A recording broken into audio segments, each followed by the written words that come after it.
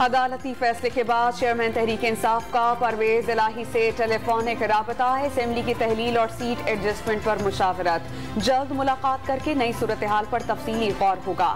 وزیر اعلیٰ نے واضح کر دیا کہ پنجاب اسمبلی کی تحلیل حتمی ہے۔ عدالت نے گورنر کی آئین شکنی کا راستہ روک دیا۔ صدر مملکت سے گورنر کو ہٹانے کی کارروائی شروع کریں۔ گورنر پنجاب کے دونوں نوٹیفیکیشن 11 جنوری تک معطل۔ اگلی سماعت تک اسمبلی نہ توڑنے کی تحریری یقین دہانی پر وزیر اعلیٰ پرویز الہی کابینہ سمیت بحال۔ لاہور ہائی کورٹ نے اعتماد کا ووٹ لینا پرویز الہی کی مرضی پر چھوڑ دیا۔ آئندہ سماعت پر گورنر پنجاب، اٹارنی جنرل اور دیگر سے جواب طلب۔ اپوزیشن کا شور شرابہ کسی کام نہ آیا۔ پنجاب اسمبلی میں گورنر بلیغ الرحمان کے اقدامات کے خلاف قرارداد منظور۔ وزیر اعلیٰ کو ڈی نوٹیفائی کرنے کا عمل پنجاب پر اتحادی حکومت کی یلغار کے مترادف قرار۔ گورنر اور چیف سیکریٹری کے خلاف تحریک استحقاق بھی جمع۔ دونوں کو ایوان میں بلا کر پوچھا جائے گا غیر آئینی اقدام کی جرت کیسے کی۔ رہنما تحریک انصاف فواد چودھری کا اعلان۔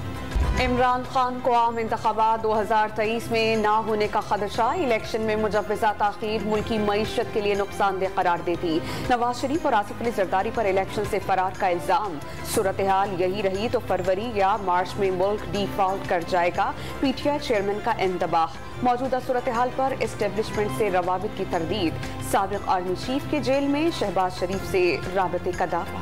اسلام آباد پولیس نے شہر کو بڑی تباہی سے بچا لیا۔ سیکٹر I-10 میں مشتبہ ٹیکسی کی تلاشی کے دوران بمبار نے خود کو دھماکے سے اڑا دیا۔ ہیڈ کانسٹیبل سمیت 2 افراد جاں بحق، 3 اہلکار اور 2 شہری زخمی ہو گئے۔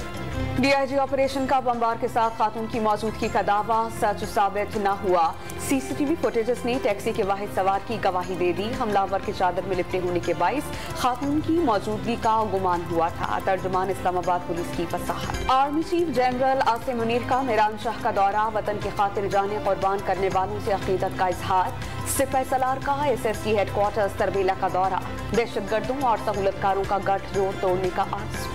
کراچی میں رواں سال آگ لگنے کے 2000 سے زائد واقعات۔ Sher Shah chemical factory, new Karachi اور مہران ٹاؤن میں آگ سے بڑے نقصانات کا سامنا کرنا پڑا۔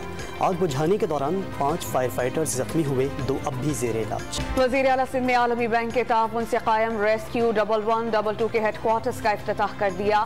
کمانڈ اینڈ کنٹرول سینٹر کا دورہ، کسی بھی ہنگامی صورتحال میں کراچی، لاڑکانہ، ٹھٹا، سرجاول، قمبر شہداد کوٹ اور حیدرآباد میں فوری امداد دی جا سکے گی۔